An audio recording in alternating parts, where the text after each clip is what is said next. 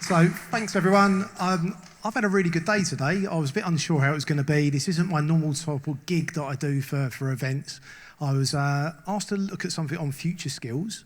And normally I've got an audience because I run FE News and FE Careers. We're a thought leadership platform about the future of work, the future of skills for college leaders, for training providers, awarding organisations and stuff like that. So I'm looking at the audience and I just see a bunch of people who love the Lord, also want to understand where they're going in their existing business or new business. So I thought I'd look at future skills for everyone in the room and what we can learn. We've got a really cool panel, but with skills, we often look at knowledge, skills and behaviours. So I wondered if I could bring my panel up. So Steve, if you could come up. Yeah, we come up. Mike, Andrew, can you come back up again if that's all right? Sorry, going to bring you back up. And Gordon as well. And we've got, we're going to have to squeeze on these sofas, I'm afraid, guys.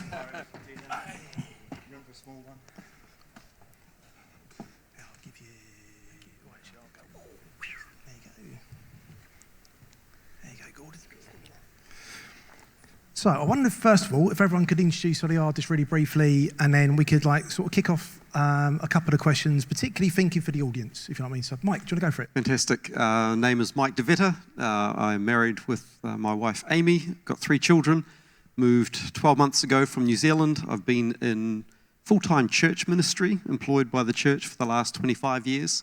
But there's the creator, the entrepreneur, that has not learnt yet the business side of being a creator. So I feel a little bit like an imposter sitting up here. But I love to see the release of the dreams in people's hearts. And the verse, Psalm 37:4, is what I had written down, that God puts the desire in our hearts. So the desire of our hearts is actually what he's placed within us. So unpacking that, awakening that in our lives, I think that's my heart, to see that in people's lives. So real privilege to be here. I'm the associate pastor here, sitting in a second chair role with Mark as he leads the movement and leads the church here. And the last probably 10 years of my life, I've been learning how to be a second chair leader. And I feel like that's my spot and where I'm called to be right now. So Gordon Hickson, you've heard my story, but having talked to Mike before, I think I'm very similar to Mike. I'm best as a number 2. I'm really a facilitator, and I look for people with the biggest vision possible. So I love to come alongside people with impossible dreams and then make it happen. Facilitator. Andrew Groot, obviously we just you heard about my story. So yeah, full-time business coach and mentor.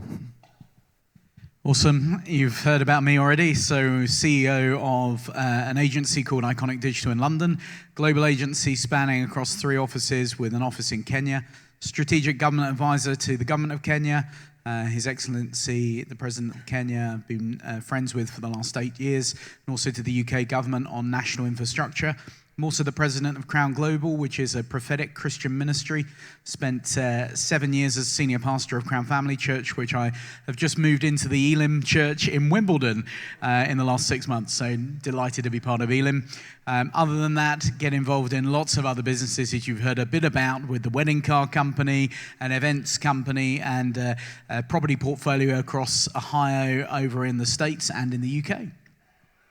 Thank you. So I picked up what you both were saying, actually, around a little bit of either number 2 or imposter. The job I do, I failed everything at school.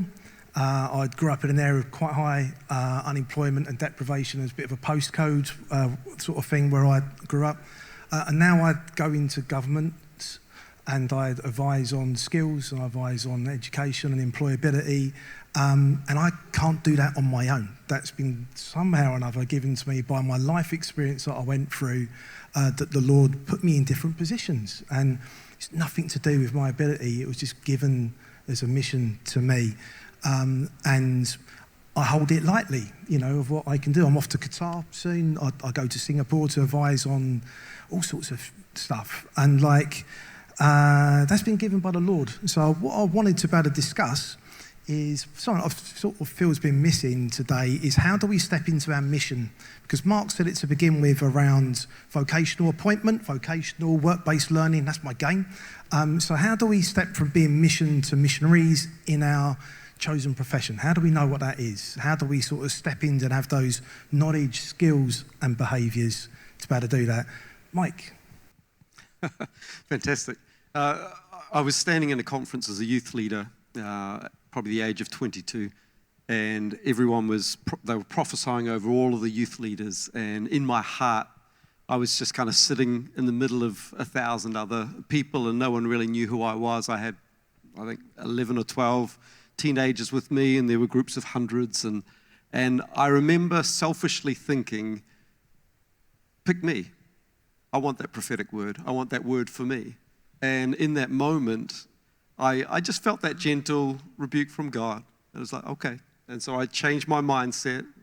And in that moment, I had to adjust my thinking. And they changed from prophesying over all of the leaders of the youth ministries to some of the young people. And they just picked some children out of the crowd, these young people out of the crowd. And out of the crowd of 1,000, I had 11 or 12 people. 3 of the 4 that stood on stage were from our tiny little youth ministry.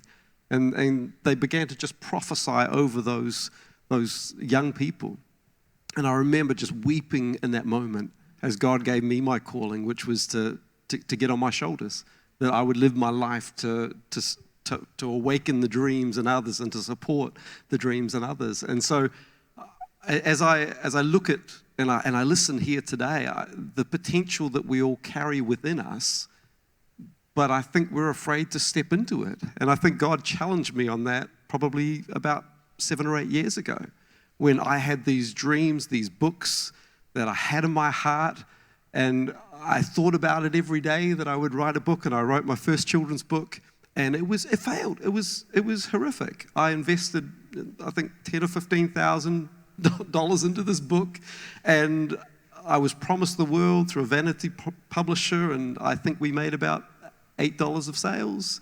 And so I bought all of the copies, and I said I vowed I would never do that again, until I sat in a conference, and again God reminded me of the dream that was in my own heart. And it was such a powerful moment. We actually, Amy and I, we said, right, we're going to sell our house, we're going to downsize our house to afford a mortgage to take out on what we could afford to lose in doing this book series. And it was all about identity and purpose, and it was something that I'd carried in my heart for years and years, but I was terrified to do because of the cost. And so we counted the cost. I think we took out a mortgage for $35,000, got a different home, a smaller home, so that we could afford to do that.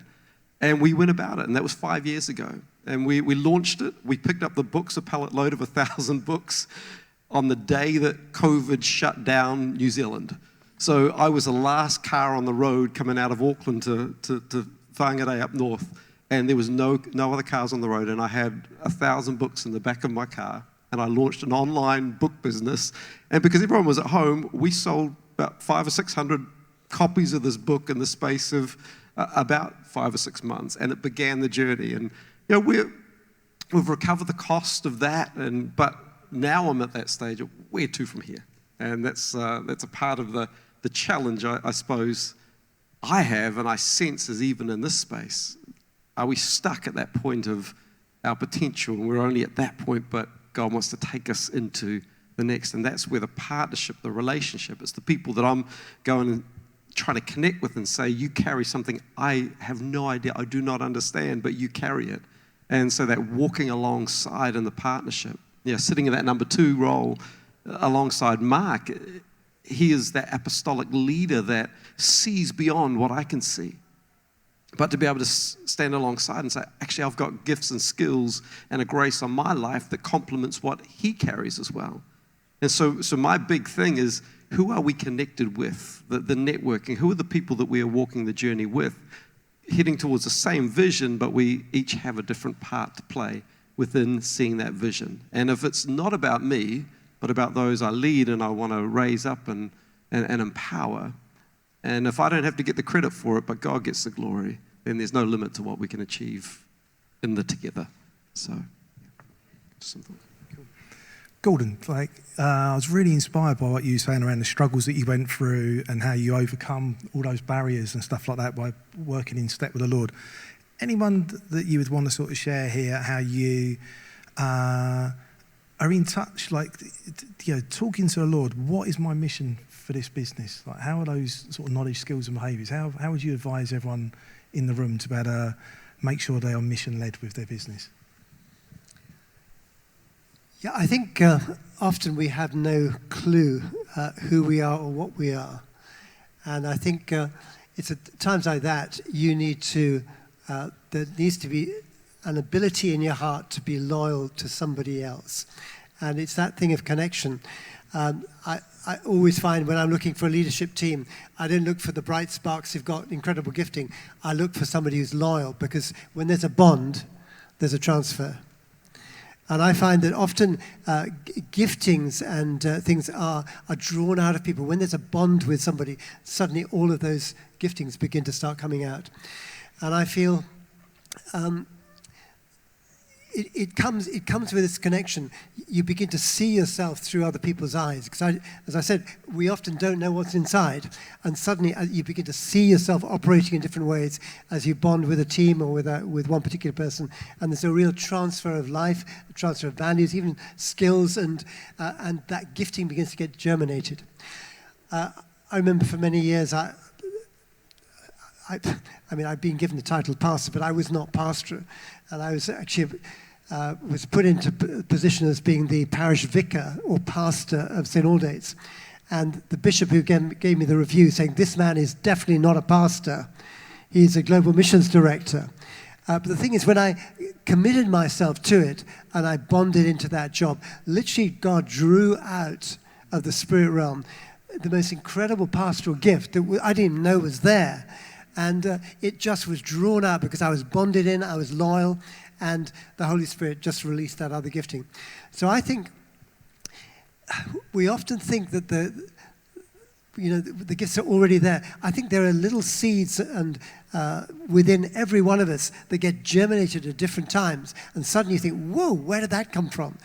And it's often the connections that you make that begin to germinate those different seeds. And so that is why it's vital to be in connection with the right people. Yeah, no, cool. Andrew, it wouldn't be Kingdom Business without our New Zealand friend having a mention of Peter Lowry around having God as your CEO. So what knowledge, skills, behaviours would you say would need to be in place?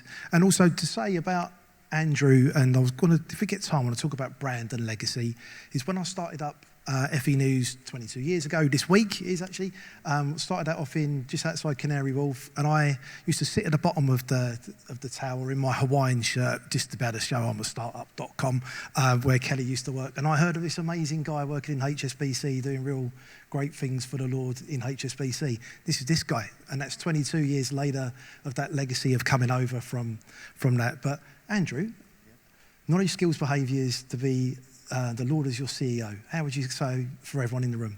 Wow, what a big question. I feel like to make God your CEO, obviously it relies on basically great habits and disciplines. I would love to say it was anything more difficult than that. But actually getting great knowledge, skills and habits, that is actually quite a difficult thing to do. It is a difficult thing. There was a great moment where Rachel earlier, do you remember she was like brushing her teeth and lifting her leg and doing other stretches at the same time? She was doing something we call habit stacking. So I habit stack. I don't know if anyone does the same, but when I brush my teeth, it's got a 30-second buzzer and I stretch between each 30 seconds. That's a habit stacking, right? So, and you can continue to, when you do something well, to stack a habit on it. So I've got a great habit of reading the Bible in the morning, and I stack habits on that. And I feel like it really starts by understanding what are the disciplines you need for the next 90 days of your plan. What are those disciplines? Think what those disciplines are, and then work out how you're going to make them your habits, stack them in habit. Now, people have different levels of energy throughout the day. That's another point worth working. Some people are morning people. Some people, well, I don't mean many afternoon people, but they exist. And some people are evening people. I'm much more of a night owl. Actually, I'm like morning and end. I'm not really much of a middle. I don't know why. So I can get lots of energy then. So I know when it's best to adopt those habits that are important to me, that are going to make that business work at the time I'm in. Hopefully that helps answer the answer. Steve. Wow, same question. Look, I go back to the very start when I was young. I still am young, but when I was an 11-year-old boy, I used to have, unlike my peers who would have pictures of whatever girls on their wall, I had pictures of Pastor Reinhard Bonnke's crusades in Nigeria on the walls. And I wanted to be in ministry, and I wanted to see miracles and signs and wonders taking place. And the crusades in Lagos, Nigeria, they were all over my bedroom wall. And I remember as a young boy having a dream saying, Lord, if you would use me somehow like that, that would be pretty cool. And at the age of 12, getting on fire for God, and then this British evangelist, Jonathan Comrath, who some of you might know, turned around to me and said, hey, Steve, would you like to come traveling with me? And I dropped everything and said, absolutely.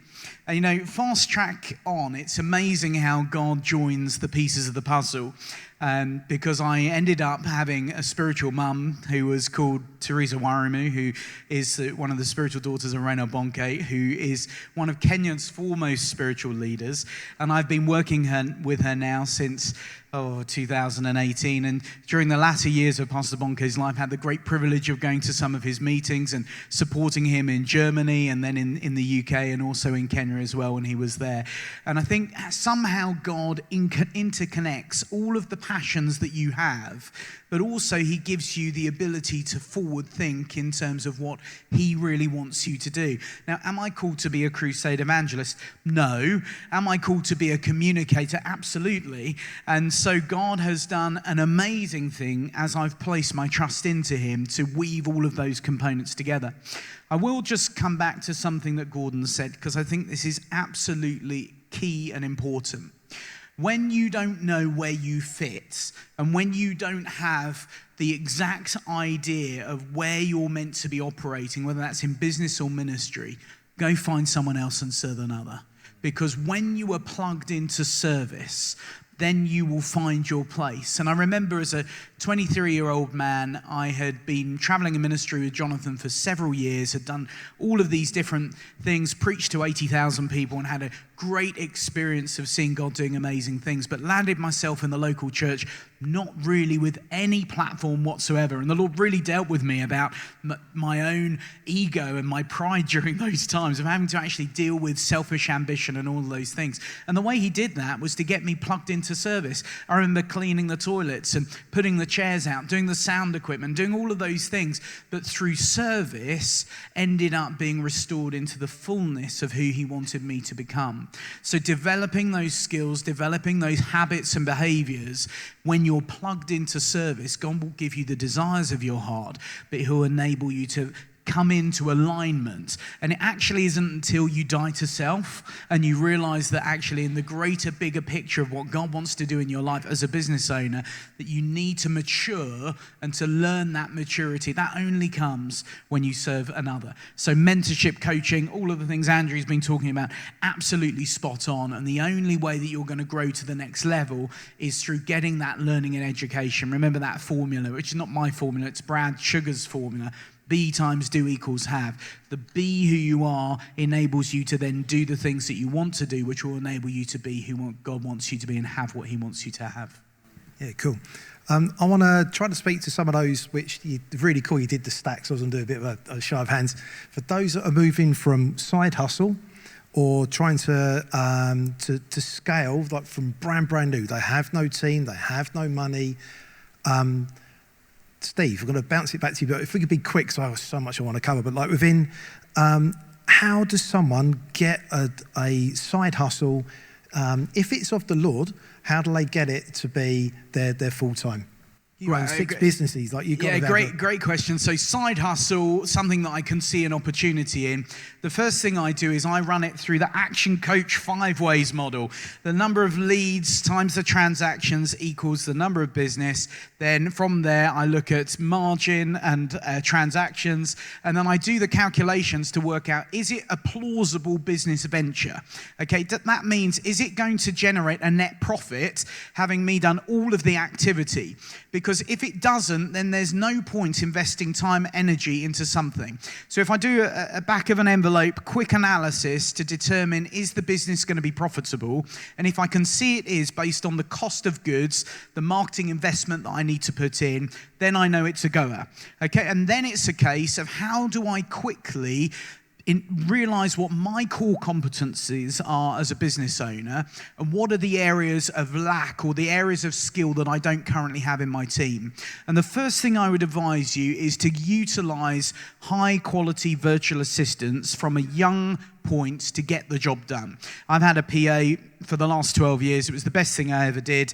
I now have a team of 12 virtual assistants, okay? That's not including the 33 staff that we have in our business. 12 individual operators who specialize in different areas, and they all know what they have to do, and they're incredibly cost effective. So you can very, very quickly get scale without having to go down the route of employment by giving simple tasks that are not within your core skill to people who are way better. So utilize some of those networks, get yourself out there and get yourself into a coaching relationship with someone who can be your critical advisor and who can also ask you the hard questions. Most business leaders fail because they're not accountable. So be accountable to your plan, stay accountable to your actions, and keep a daily log of all the actions that you're doing. Focus that in on your 90-day plan, and that's where you start to get the results coming through. And that accountability is just so important, isn't it? Because you are playing so many hats. We showed that role earlier: head of finance, head of marketing, head of IT, head of HR, head of operations. But also, you're both the chairman and you're the head of the business. So, did you have a good day? Oh, I had a great day. Have you done a good job? Oh, I think I've done a great job. You're just answering yourself. You're in your own echo chamber. You haven't got a force of accountability. Lots of people go, well, have I done a great job today? Well, you could have a day off. No, you can't. So there's this chatter going on in your own head, and you need to be able to share that with someone. And business is lonely. You need to be able to find the right person or people around you to walk that journey with you. Next question that could be for you, Andrew, is the next biggest section of people in the room are those that are probably working in their business, not on it. They're probably working really, really hard. Oh, they're sweating. Yeah. Things are tough. They've got other commitments. Yep. How do you really succinctly say, look, this is how you would get time to better work on your business? And is that, the marketing? Is that looking at your finances? It's actually remarkably simple. It's actually spend some time not working on the business. How do you do that? The first thing I'd say is create a 90-day plan. Right? What can you do in the next 3 months? It can't be everything. The reason why you're working 100 million or 80 hours a week, not 7 weeks, is you're doing every single job, and you think every job is important. They're not all as important as each other. So what are the critical things you need to achieve just in the next 90 days? Why do we say 90 days? 90 days because it's just stretching enough that it pushes you to think in the distance, but it's not too far away that you lose hope along the journey. It's a really important thing to do. It's 13 weeks. What are the 3 most important things? Never more than 3, right? Because as soon as you make it more than 3, in fact, even 1 would be a good start. Because what's better, 10 things not finished or 1 thing finished? 1 thing finished is much better. I always use the example of steam, right? What temperature do you get steam? 100 degrees, right? You can work and get real hot sweat on at 95, 99, but the engine's not turning until you get to 100 degrees. So better off to finish things and make them work. And that's what business owners don't do. They try and juggle all the plates and never complete anything. Your eyes are sparkling, Steve. Yeah, just wanted to add one more thing on that. Remember the 80-20 principle, which can be applied to almost everything. What that means is that 80% of your time only produces 20% of your results. Flip it the other way, you've got some high performance activity time, which is 20% of that time producing 80% of the results. So if you come to me as a business owner and you said to me, Steve, I'm so busy within the business doing all of these things, just analyze your time for a week and go, what are the time elements and constraints that actually I could cut out of my schedule that are not achieving output? very, very quickly you'll be able to discover 3, maybe 5 hours of time that actually you can then start intentionally blocking out and investing on the business. I do it in 2 ways. The first time I moved from being an employed person in the business to actually working on it, I started block booking time in the diary. I shut the door, I turned off the phones, and I intentionally worked on the business. And then as you start to do that more and more, it becomes more and more rewarding because you're getting output activity from the time that you're investing in. So 80-20, high performance activity time, is something that will really give you a catalyst to claim your time back. And I think it's worth probably for some people describing what on the business time is. On, in. In sounds easy, I'm just doing everything. On maybe is more difficult. 2 things really. First thing is the time you have some reflection. It's from reflection you get new perspective, you get performance. But also it's projects. So what isn't in the business today that needs to be in the business today? We don't do sales and marketing. Well, let's build sales and marketing. Well, let's build sales first and then marketing, either way around. But the point is, it's the intentionality of that. That is working on the business. It's something that's not part of the regular business today. Once you've finished a project, by the way, it then goes into the business, and that just comes in the business time. But someone else is doing it, and it's not you. So you're constantly going through the business in that fashion. That's great. And it reminded me of something which I forgot about, so hopefully it's from the Lord, is when I was in startup, it was 6 months before we earned a dino of money. And it was like, Lord, I've got 6 months. And it was like it was a day after, actually. It pushed me a bit further. Like Gavin, I'm going to knock you on a bit more. But I tithed, well, I couldn't afford money, which we did do anyway. I tithed time to the Lord. So we've all got something to give to the Lord, you know. So I think this is all around not just business skills, but like getting the Lord in as our CEO. And I think we can only do that with 2 ears. We're designed with 2 ears, 1 mouth. So how can we listen to the Lord in this? Gordon, I want to ask you something around, there's people in the room that, we saw it on the stat again, that there's more chance of business failure than sort of success in certain periods. And there's people going to be going through real struggles. You were at a high court with, out of the country, you had all of these sort of struggles going on. For someone that's going through something kind of major, how can they trust in the Lord, act with integrity, and have real faith in that real struggle time? What would you sort of recommend to those that are actually really, really going through it, but maybe don't want to speak to anyone about it because they're embarrassed or something like that? Trouble is, you can't do it by yourself. Seriously, you have got to do this with somebody else. I think if you lock up and you're by yourself, you will crash. I've got a wife. That does help, but also you need other people. And through my life, in different struggles, I've been able to get together with others, and then you can go through those times together with a group of people. I think life works with community. It works from community. It's created for community. And if we try and push through, little me trying to make it happen, I think it's a waste of time. I think we've got to understand that we're designed to be people that work together as a group in a community, because we each draw each other things out. When I was in Oxford, I was part of a man's group. We used to meet every week. We were actually all from different churches. But we really helped each other because we shared the good, the bad, the ugly. And we were able to help each other through a lot of different things. Every single one became a significant ministry leader in the nation because they had a group of people who knew everything, the good, the bad, and the ugly about them. It's vital. And in business, it's vital too. You've got to have that group with you. It's living authentically, isn't it? It's like, Mike, Andrew's mentioned, running the business can sometimes be lonely, it can be lonely at the top, or lonely when you're going through that treacle moment of when you're trying to make the magic happen.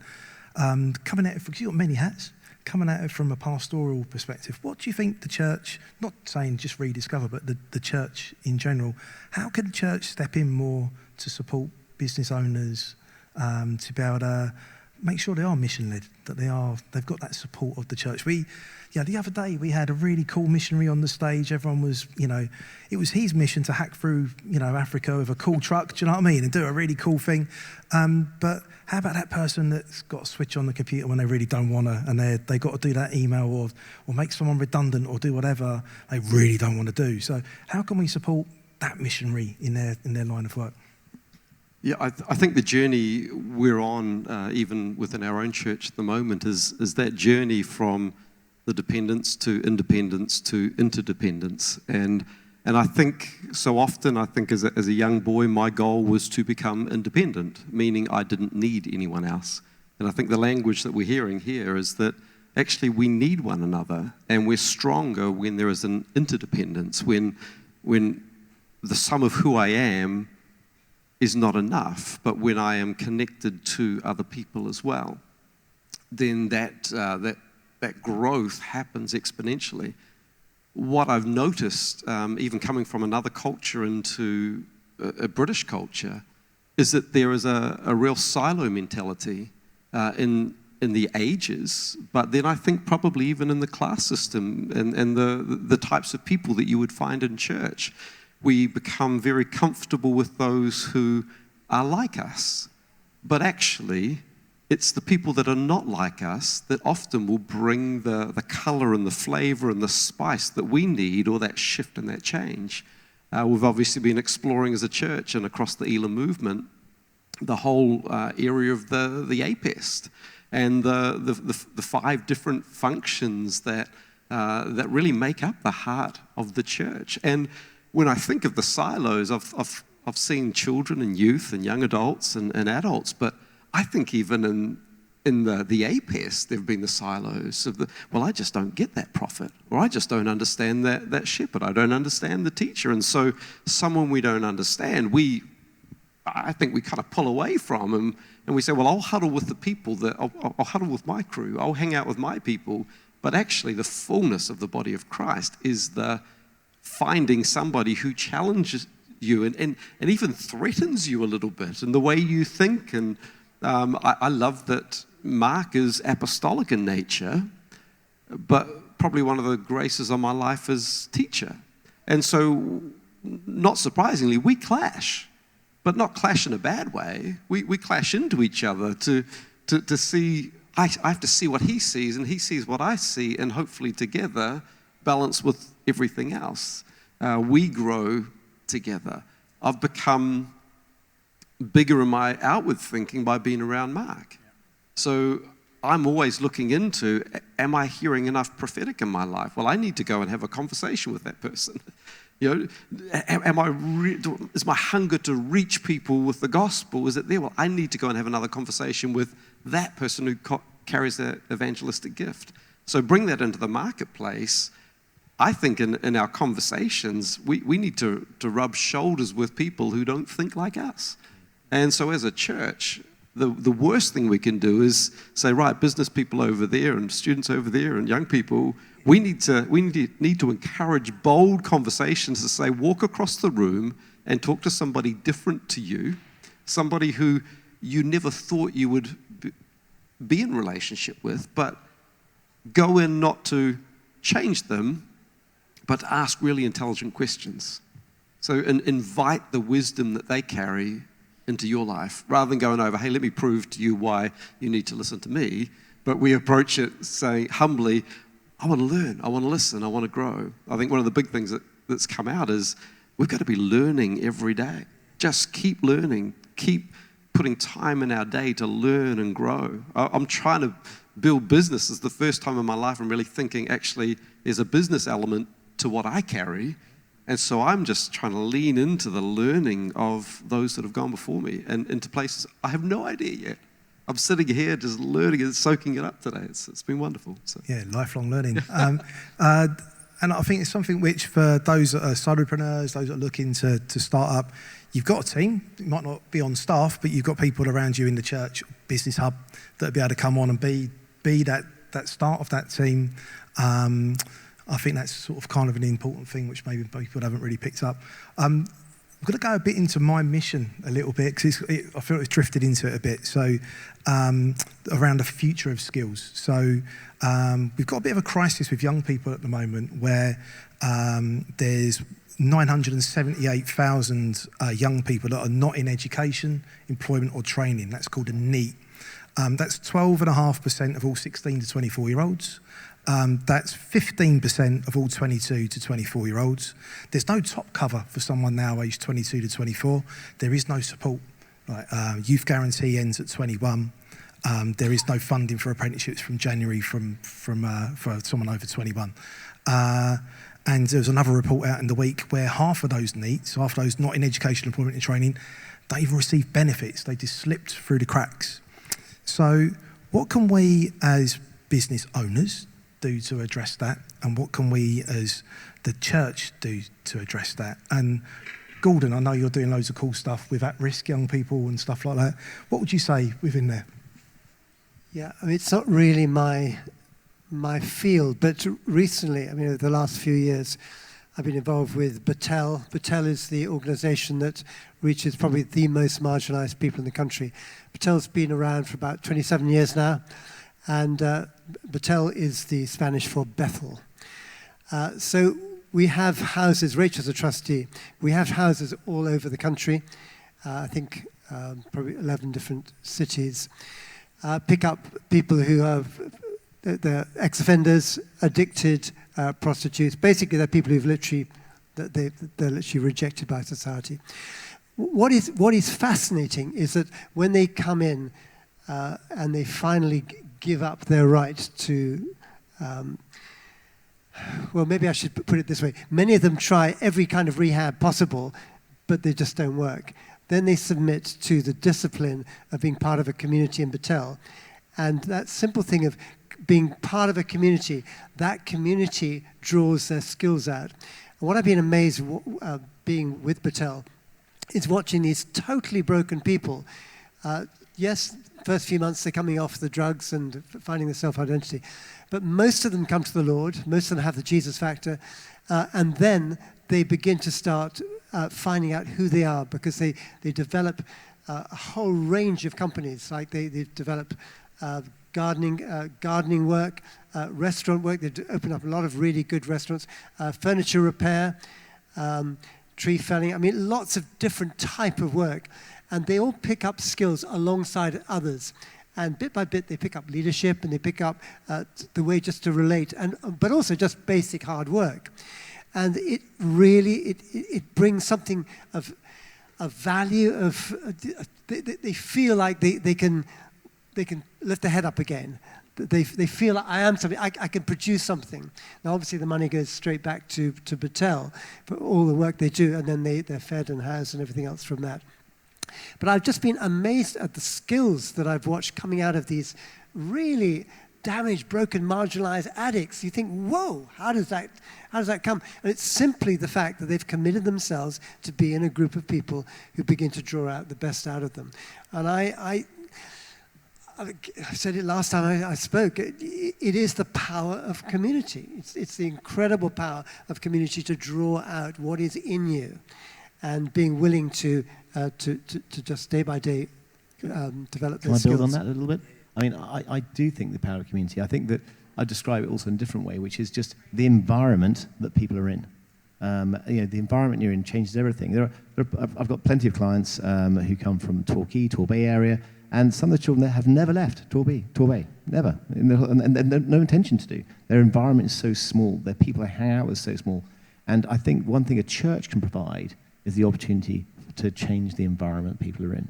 One of the most satisfying things I did in all my sort of mission giving things, I have lots of fun things, but one thing was just so simple but so powerful, I remember it so well, I was with this group of managing directors, and we wanted to do something sort of good for the community, and we only had like a 2-hour session amongst this conference. And somebody organised for children from a local school, which is in inner London, really tough area, to come in, and we did a CV review, something as simple as that. And I remember walking away thinking, wow, like these people for the first time realized that with those skills, they could achieve something that no one in their family had ever done before. But no one had ever told them that they could do that. That just wasn't even on their possibility chart. You raised an expectation or a possibility that wasn't there. And just that inspiration, yeah, with these CVs, we could hire you if you could do this. What do you mean I could come to work at this bank? You mean that's not possible? No, my family could do that. So changing the environment, giving people the possibility. And then I think something Rediscover does very well. Richard Miles does the City Fathers thing. So for people who really have a tough time, walking alongside them. And that's got quite low take-up, but for those people who would be able to give the time, that could help walk alongside somebody that really was in a broken place, providing that environment and inspiration and mentorship I think could really lift their aspiration. Yeah, that's cool. I was one of those sort of kids that I'd grow up in an area where there's a street a mile long, 3 people worked, and it was someone in our church that said, Gavin, you could do it. Do you know what I mean? And stuff, and that sort of unlocked a load of stuff for me. And I think in our teams as well, I remember one of my first employees I took on, Jason. He's in the States now. He hangs about with billionaires. He runs a satellite space magazine. He literally hangs about with billionaires on their yachts and flies about. His first ever job was with us, and like he's now running like several publications. I took a chance on this kid, and he's like literally epic. He's like, so I think everyone, we've got this chance to be able to make impactful change on our teams as well, and it's like how we do that. We got like 4 minutes, 50 seconds left, so there's so much I want to ask everyone. But if you could dream and dream big, what would you want to be able to give to everyone in this room? Steve? I want to address the elephant in the room, that is that you as a business owner are not designed to make money to give it to the church and then the church spends it. Okay? That is not your purpose as a business owner. Your purpose as a business owner is to create wealth and abundance that can steward the kingdom of God into whatever area you're called to be.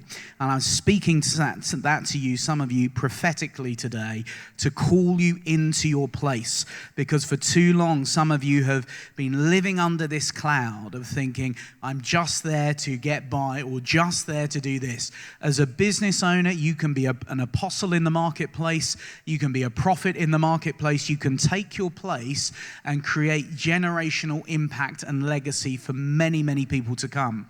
And so some of us business owners, you might have been sat around here, but for whatever reason, there hasn't been the appetite to get involved in kingdom stuff. I'm hoping today, as a result of this conference, that you realize that you are doing kingdom stuff and you are impacting your world. And to give the next generation hope and legacy, you've got to take your place. And so if I could say one thing to you as we come into a conclusion of the conference, it's rise up and take your place. Rise up to be the man or woman that God has called you to be. And whether that is that you're running a small thing in a small town somewhere, as long as it's having kingdom impact and doing the thing that God has called you to be, then you're doing the right thing. But there are some of you here in the room who your sphere of influence is far greater than you ever realize. So stand up, take your place, and God will be with you. Yeah, cool. Andrew, we're going to do a minute each. I would say no more. I would just say, hire the right team with the right dream and get the right regime. That's it. So, get a couple of slogans and all. That'd be kind of good. Not everybody's a top entrepreneur. A lot of people are made to serve within a group. Basically, you just let your heart lead you into the place and just serve and serve and serve and just give yourself to that, and you'll find whatever is in you will just get drawn out of you, and you'll just be amazed at the future. Cool. Mike? In Genesis 48, the prayer was being prayed over Manasseh and Ephraim, and there was a statement, your brother will be great, or you will be great, but your brother will be greater. I think we missed the first part, and we only hear the second part when we compare our lives to others.